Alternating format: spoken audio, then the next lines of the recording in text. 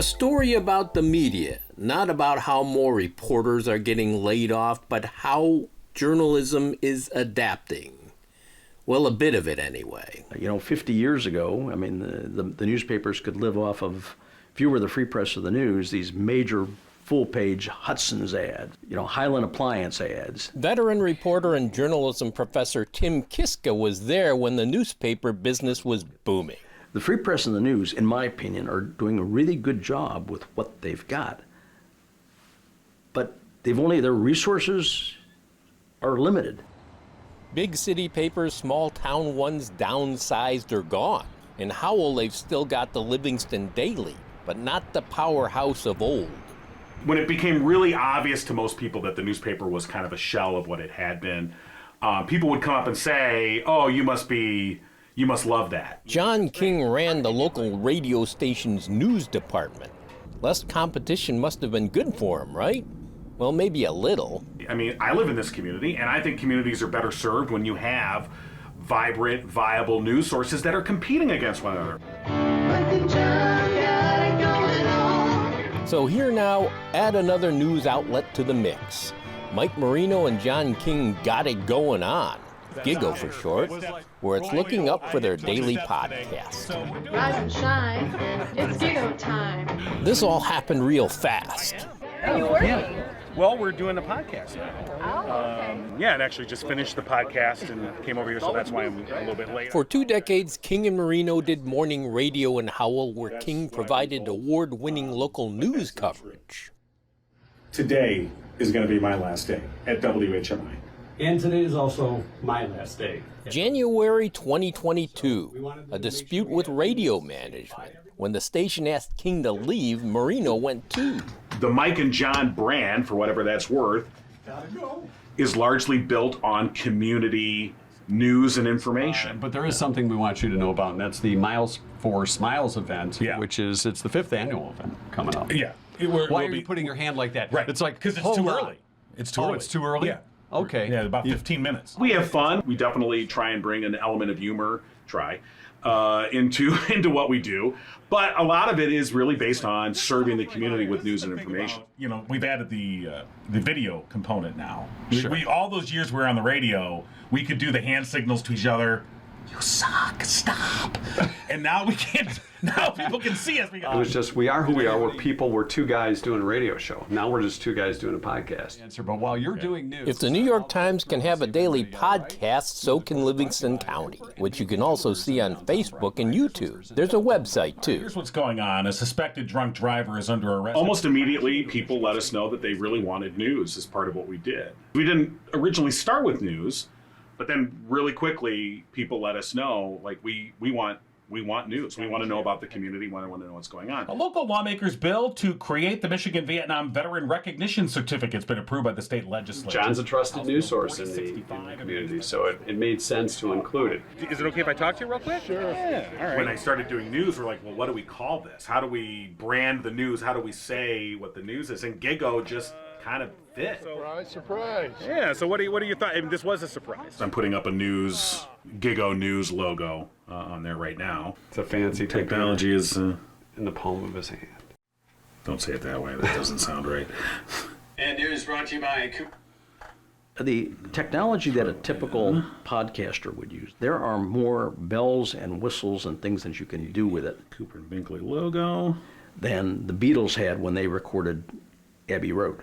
And so now to be able to do something I had no experience in, doing video editing, that's just not, I'm a radio guy. All right, there you go. Way back Wednesday with our good buddy from Fowlerville. There's an audience there. Now, it's not a big audience. I think that what we're getting into is a world of niche stuff. We've been able to monetize it, and that's nice. We've had some advertisers that they see the value in what we're doing, and they've come on board, and so that's great. The question is, can you get enough advertising to make that go?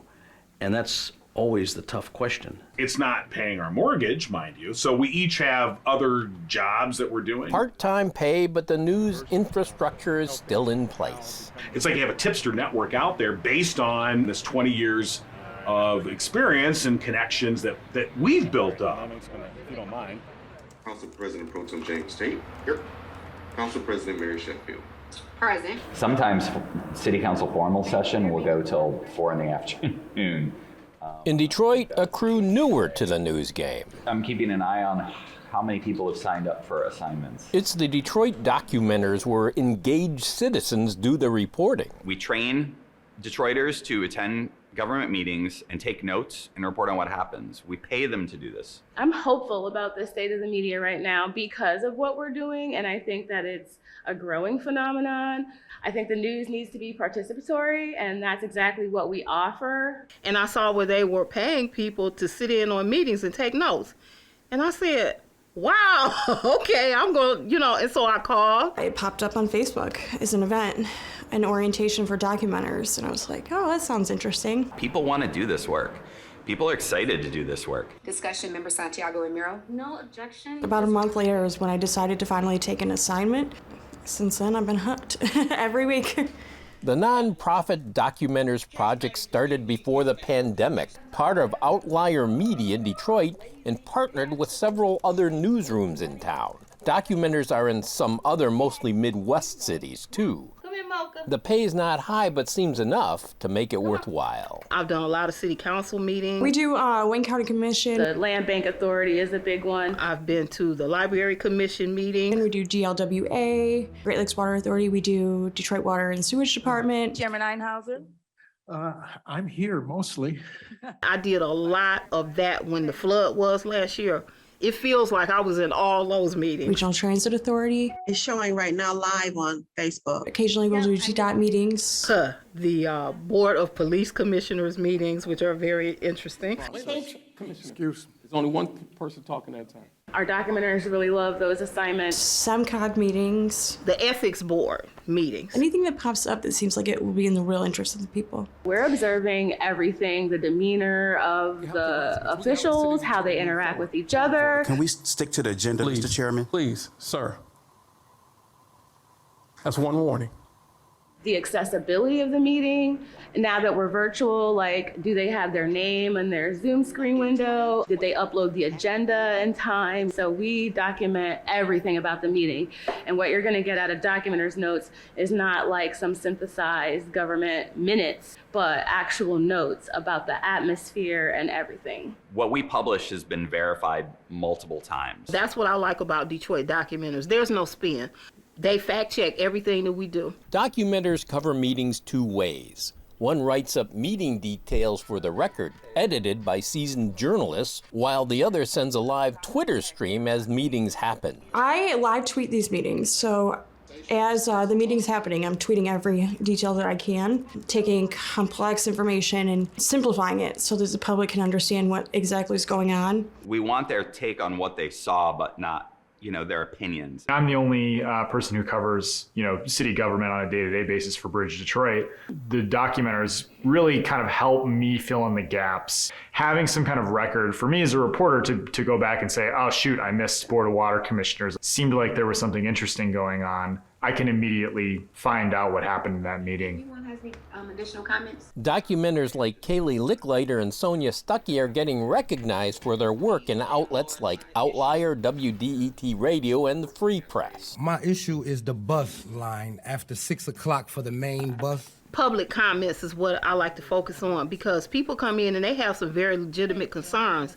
And a lot of time they would kind of just, get the brush off. I am now facing a retaliatory eviction from my tiny home. Tora Brown, worried her eviction story was forgotten, brought some visual aids to City Council that Licklider posted online.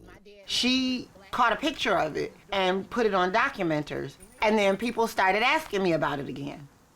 So, people knew about it, but they really knew about it after she tweeted about it. Brown said Licklider's post led to more news coverage of this tiny house controversy. I don't know if you've gone to her Twitter page. She has a massive following. A lot of people follow her, police, nurses.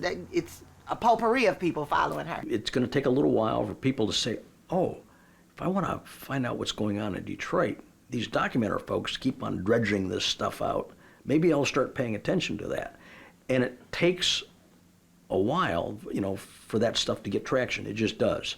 With big stories like the Hudson skyscraper tax break and funding for the Detroit police shot spotter technology, Citizens Watch documenters watch City Council. The shot spotter and everything else, we don't want it. Does City Council watch the documenters? Maybe they're a little bit more deliberative because people are watching and people are showing up and talking about it. Yeah, I get the sense that City Council is reactive to more eyes on what they're doing. We should be having discussions about emergency housing and not how people don't understand tax incentives. It can be pretty obvious with a couple of different votes that happened this year or didn't happen this year. You know, that it came after a lot of residents came forward, well-informed residents too, not just people who, you know, heard about something and, you know, these people knew what they were talking about. And it begs the question, we really can't think of a better way to spend $8.5 million to make the city safe. I feel like documenters is kind of like independent journalism that says, hey, John Q. Public, this is what this is who's doing it, and this is what you should know. And that's what I like. Turns out Tara Brown works occasionally as a documenter herself. She's covered the Wayne County Ethics Board.